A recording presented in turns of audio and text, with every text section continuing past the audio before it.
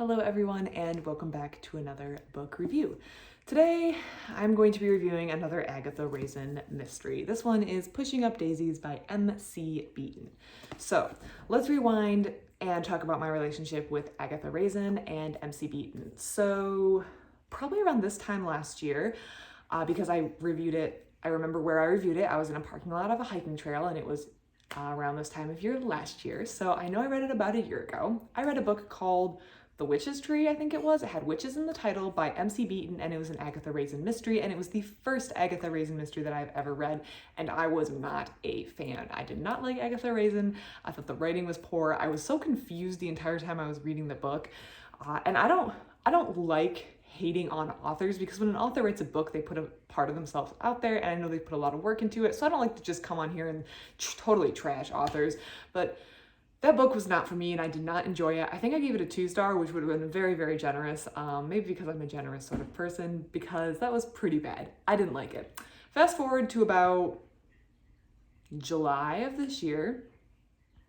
Or no, sorry, because it was right before I went on a trip, so September, so just about a month or two ago.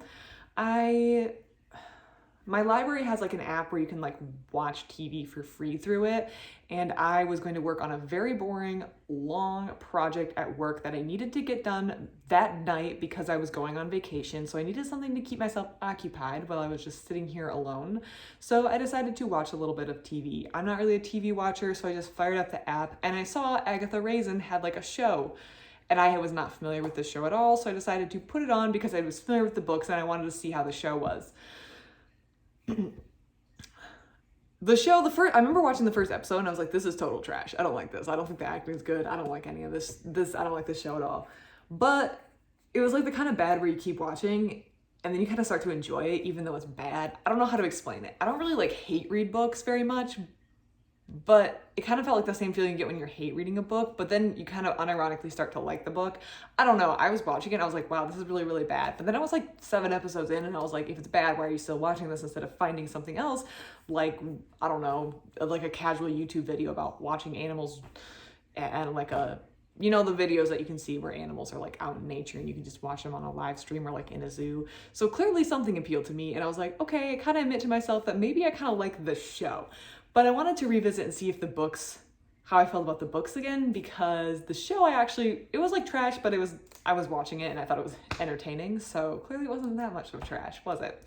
So here we are. I decided to grab this one when I was at the library, Pushing Up Daisies, an Agatha Raisin mystery by M.C. Beaton, and read it. I almost want to say I watched the episode on this, but the episode was coherent and this book was not. So we're going to dive in. Again, I don't like coming on here and just trashing something that an author's written, but I feel like this author has plenty of fans and is doing just fine in life, and people who love her books are going to love her books, and I don't think they're bad people for liking it, but this one was not for me. Agatha Raisin. I feel like one thing we should know, or something that I should know, is that I don't think these are all intended to be good people in the books. I feel like they're all supposed to be kind of low-key trash people. At least that's the way I view it, because I don't think Agatha Raisin is a very nice person or a decent person even. She has this internal running monologue about all these women around her who she just like trashes, like the way they look, or like why would anyone want to be with her. But all these other women that she's trashing tend to have successful love lives, or at least something of a semblance of a love life, where Agatha Raisin does not. Agatha Raisin is always chasing after some men who are not interested. She's still talking to her like ex-husband or something who just is casually around and sometimes sleeps on her couch. And then she winds up hooking up with someone in this book, and then she's like guilty about it, or I don't know. She's very like judgmental towards other women who seem to be happier and have a better love life than her. And I don't know if that's like the author supposed intentionally, like intentional character flaw of Agatha Raisin, or we're supposed to like sympathize and be like, wow, Agatha Raisin is like so like attractive even though she's 53, but all these other women who are 53 who have like wrinkles are super like, wow, that's gross. Why would they let themselves go, even though all the women who have let themselves go are happier and have a better love life? So no idea why she's having this internal monologue. So there's that. Second of all, this book kind of progresses. Someone winds up dead, but in the last Agatha Raisin mystery, there was a bunch of other people who wound up dead for no reason, and they just were. So this was like it. Someone died, and I was like, this is the mystery. But then someone else wound up being dead in the graveyard, and so the person who died was like a high-ranking or someone who was in the who had a title, basically. I'm not very familiar with British, I don't know what you call it, peerage. He had a title, he had a lot of money. I think he had a title. He had a lot of money at any rate, and he had like an estate. If you have an estate, I feel like you've really made it in life. I want to get to a point in life where I have an estate.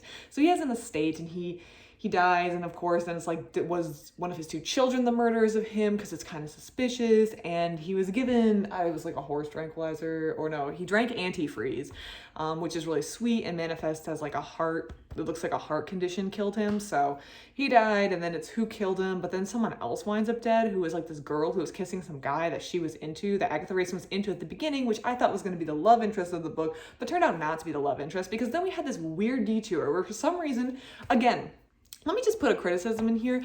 When throughout this book, there will be like, if I'm just going to open to a random page, when reading something, it'll shift perspectives like in like between paragraphs, but there won't be like any sort of break. There won't be like a little line on the page or like a double spacing or anything to indicate that the perspective has now shifted. You just have to keep up, and there's a lot of characters to keep up with. And sometimes I'm like, how would she know this? Oh, we've switched characters to his perspective. And it's like you have this omniscient view, but you're supposed to be like in the character's like sight. You're supposed to be seeing it from this character, but then when we switch characters, there's no indication. You just have to keep up with the book, baby. But like, your girl was not keeping up with the book, because there were so many times I was like, oh, we've shifted perspective. That's fine. Like a good chunk of this book was not even from Agatha Raisin's perspective. So I don't know. There was the vicar's wife who played like a big role in the last book. I remember being upset with like the way she was portrayed is like in this book. And then Agatha Raisin was again like totally trashing on this woman for like putting effort, because she was like, I don't know, she was interested in this new guy who was in town. But like, Agatha Raisin, what are you doing? Like, you're just trashing on other, like totally like trashing other women who are like dressing up because they're interested. Like, girl, like we all do it. Stop acting like we don't all do it. Like, if you're going to a party and there's someone there that you like, you are obviously going to put more effort in than if you're walking down to the Walmart down the street to pick up Cheetos. But why is it always that when you go down to the Walmart, there's always the cute guy in line? That's just one of those rules of life. Anyways, I've digressed. This book is totally incoherent, and I don't know what's going on, but at one point they wind up in London because, let me get this straight, the person who murdered someone, so person A, the royalty, got murdered, and then person B was dug up in the garden, and then person B was divorced from someone who was related to person A way back in the day because she was having an affair with a bunch of people, including person C, who was associated with this furniture store down in London. So everyone treks down to London to go investigate, and then they come in and they meet this guy who takes them out back and is like, oh, I can take you to the guy that she was like sleeping with, I guess. I think that's who they were down there to see. It never really came up again because he was like decapitated, I think, which was just kind of like glossed over for being a very violent crime. It was just kind of like, oh yeah, he's decapitated, oh my god, it's so horrible. Moving right along, because this new guy now gets taken up to the village away from London and kind of has like a lot of sexual tension with Agatha Raisin, and it becomes this like whole subplot where he's just like there, and then they like are talking, and then she like gets him an apartment and like a job, and then they like wind up sleeping together, and then her ex-husband, or like on again off again lover, or this guy named Charles, who's like is somehow associated with her, has this new girlfriend named Olivia who comes in the picture, and then Jake and Olivia hit it off and they run away to London, which I thought was completely not related to the story. It took up like this much of the book, I feel like, and you never see Jake again until like the last 2 pages, which I remember from the last Agatha Raisin book is like nothing was resolved until like literally paragraphs before the end. And then it was just kind of like, oh, a police report said this was fine. So anticlimactic. Anyways, Jake and Olivia are out of the picture after being in the story for a decent amount of time, and the mystery still isn't solved. And then it just kind of drags on, and there's a million of characters, and they're going to all these different towns, and they're going to discos.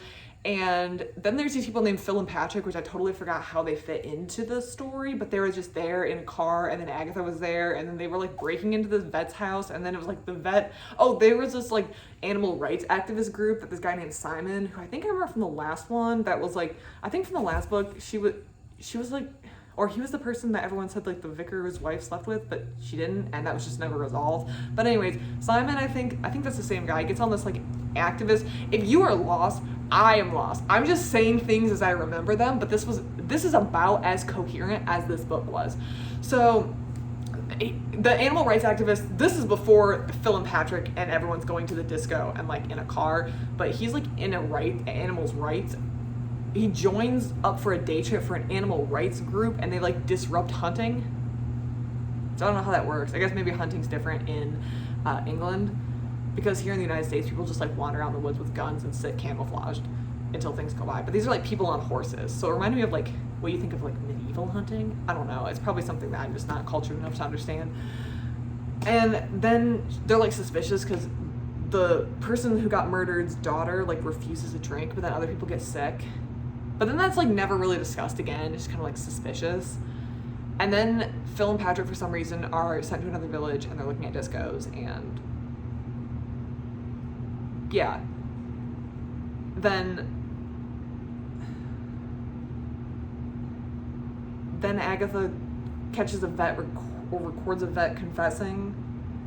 And then the vet tries to flee the country, and then they can't pin anything on Andrea, and then in the airport, Jake returns and tackles the vet, and it's all resolved. I'm not kidding. Like that was about as coherent as the book was. I have no idea who Phil or Patrick were, or what they were doing in a car, or why they were following Agatha. I think they're associated with her detective agency, but they just kind of appeared and were super important. And the fact that Jake like came in at the end. Oh, the very end was her going on vacation with Charles, but it was a prepaid vacation that Jake's father had paid for her and Olivia, because it turns out he winds up leaving Olivia, which is just, I don't know why we needed to know anything about the Jake and Olivia subplot. I don't know why that was relevant. I don't know why the vet had to be tackled in an airport.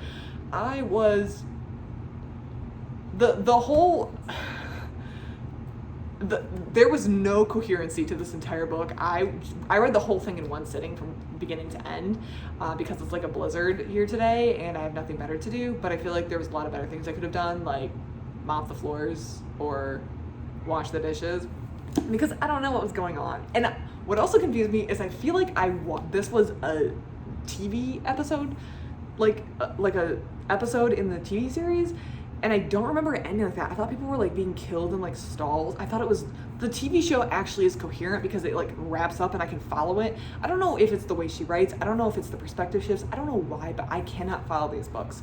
Cannot at all. Do not know what's going on in these books. I don't really understand what all these subplots are. And I think Agatha Raisin's kind of mean to other people. And I feel like a lot of the characters are just not good people. They're kind of like nasty to one another. I don't really know why they're all hanging around or what it is. But basically all this incoherent rambling that you have been subjected to is about the level of incoherency that I was subjected to in this book. I didn't understand what was going on, but if you understand what was going on, I would love to hear about it. I'm gonna end things on a positive note. I actually really did like the cover. I thought like the purple with like this black down here looks really cool. I like the cover. So the cover was very well done. Do they have the person who does the cover on the inside? Because I'm gonna shout them out because they well, I'm not going to be able to find it quickly, but whoever did the cover on this did a very good job, and I really liked it, but everything else in the book I didn't understand and I didn't follow. But I will probably continue to watch the TV show if I ever have a reason to, like, need to watch TV or something to occupy my free time, because the TV show is actually decent, but whatever this was, I didn't understand. If you've read this book, if you understand what's going on, please tell me what was going on in this book, because I genuinely don't understand, and I'm not entirely sure how Andrea was wrapped up in everything, or, like, it was about a donkey farm, is what I could gather. It's about money. And I don't really understand why the mystery needed to be solved with as many loops and turns as it did. And I was thoroughly confused by the end. And I felt like it was very confusing. So if you have any thoughts on this book or anything else in the series, I'd love to hear it. I know there's people out there who love her, and I'm not trying to say that your tastes are bad. This series just doesn't do it for me, at least the book series. The TV show, I feel like I kind of enjoy, but the book series are just not doing it for me. If there's anything else in the series that you think I might like better, maybe I should start closer to the beginning of the series. I know this is book like 27 or 28 or something in the series, so maybe if I start further or earlier in the series, I'll enjoy it, but not doing it for me. Not doing it for me. Anyways, that's enough from me. Please let me know what you think about this book. Other than that, thank you for sticking around and watching all of this. I hope you have a great rest of your day.